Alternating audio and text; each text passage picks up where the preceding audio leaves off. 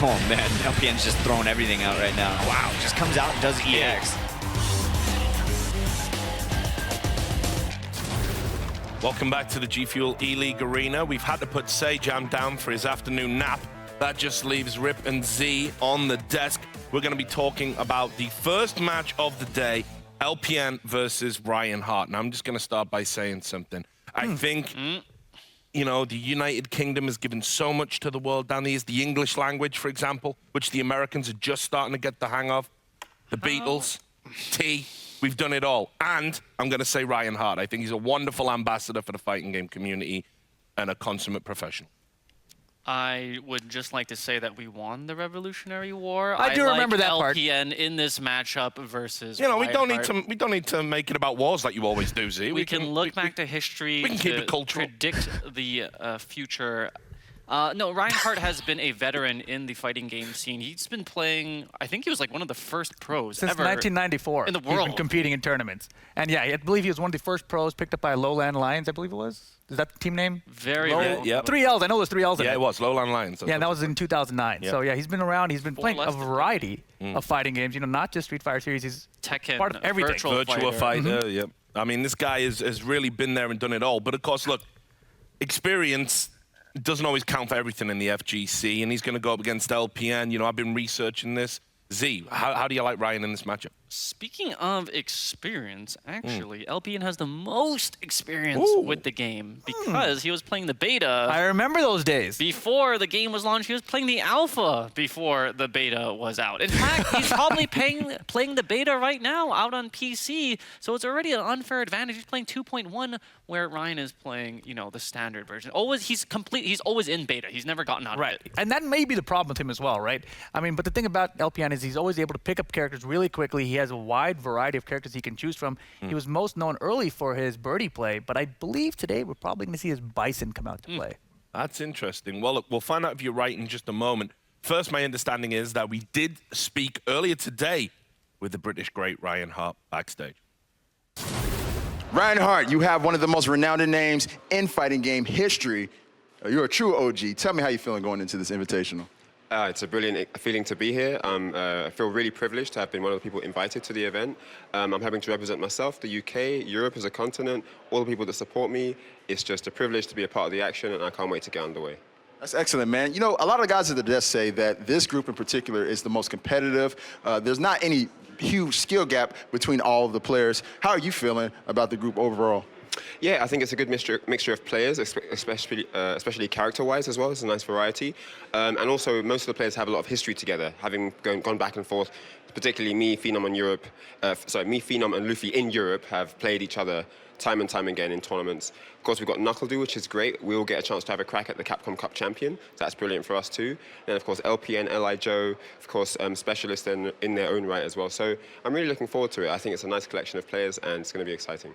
Speaking of LPN, that's who you're going up against in this first matchup. Any strategies going in? LPN has a mixture of characters, so I don't know who he's going to pick first game or, you know, who he's planning to use generally. So I'm not sure exactly, but I've planned for a number of his characters. I'm hoping those plans work out. All right, Brian, best of luck to you, man. Get out there and do your thing. Thank you very much.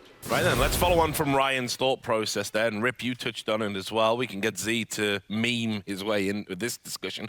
Who do you think LDN is going to use if he's got this variety of tactics and characters available?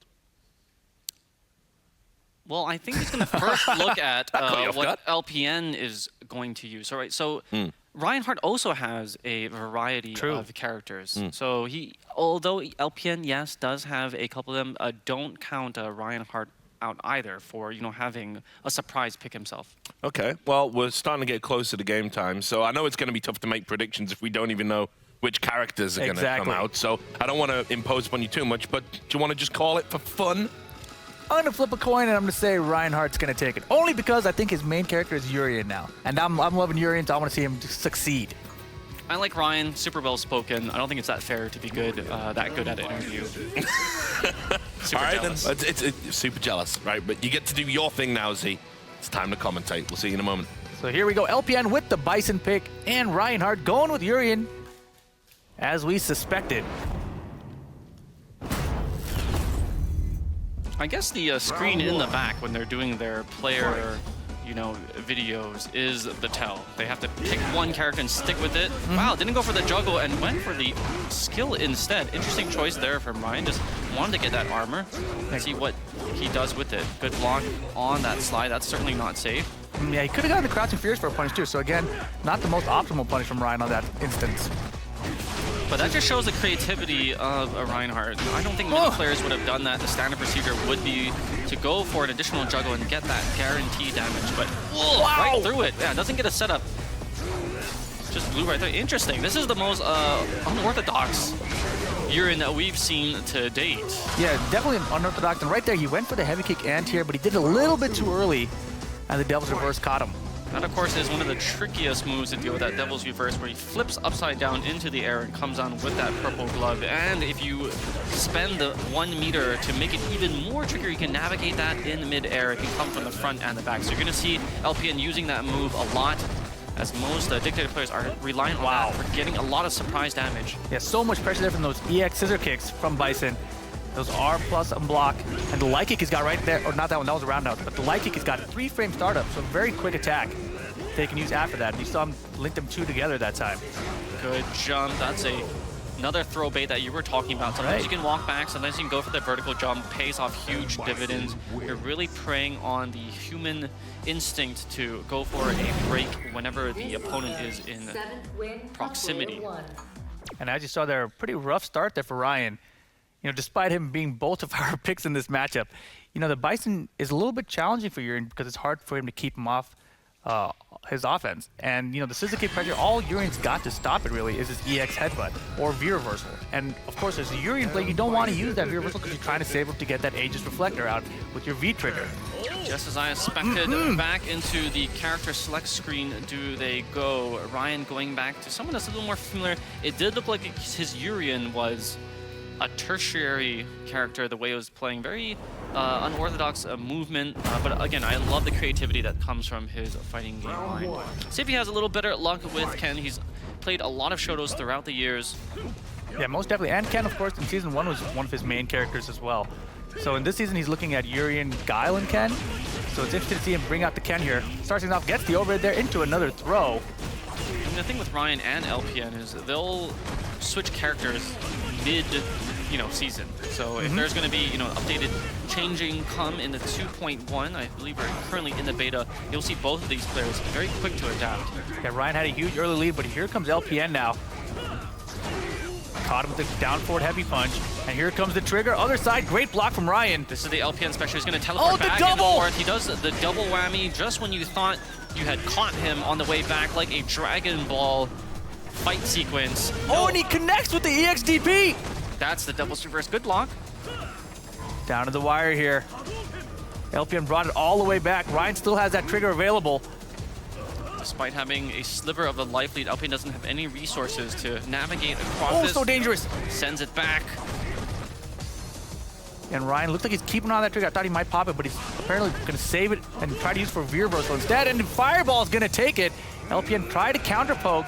Looked like with the standing medium kick there, but the Fireball going to take the round for Ryan Hart. Could have gone either way. The extended hands of Ken when throwing that Fireball or vulnerable could crash. Cross-up is blocked. That has been one of Bison's weaknesses, defending against cross-up jump-ins. Has to go to air as you see there.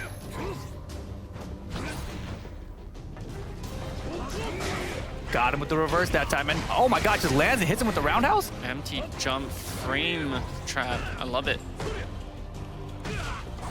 And that's exactly the move that he wanted to end the first round. That standing medium kick, good horizontal hitbox, able to nuff out a lot of things, but wasn't able to hit that Hadouken. Sends the Fireball back. I don't want it. I'm returning with that 30-day Amazon policy. Send it back in that cardboard box after you use a sample of it. Both players sitting on full resources now. Trigger and meter reveal for both of them. So either one of them could die for the next touch here. Here comes Trigger from Ryan. Will he go into critical art? He does. I don't know if it's going to be enough. This will be close. m.bison with standard life. Just a pixel left. Opportunity for LPN to try to make another comeback. Here comes the Trigger. So tricky with these dashes. Check out these teleports. Oh my gosh, it might be it. It is! LPN with the comeback thanks to the V-Trigger combo, allowing him to cancel specials into specials. And here we go, final round, game 2, set point for LPN. Bison is regarded as a top-tier character in Japan, so a lot of people had Laura here, just like America holds Laura in high regard. We saw Woodprone do a lot of damage yesterday, going 6-1. In Japan, actually, their pick is a Bison, yeah, for Bison. a top 5 character. You're gonna get punished up in the distance, yes. You can't throw that target combo with the Dukin point blank to any character. And there's the Absorb. That's a change in Season 2. We can hold it for a while before we have to throw it back. Like how Ryan went with the EX Tatsu to push himself out of the corner, but finds himself back Oh, in it. it's the baits! Look at his left and right. He's getting crossed up like hot sauce. This is street basketball as he pummels him down from the sky with the EX Stomp. Crossed up like hot sauce. LPN gonna take it over Ryan Hart. We are filming, of course, out of ATL, home of the hot sauce. Very nice finishing move right there. So he covered all the angles coming from the sky and also had a good pressure on the ground. It looked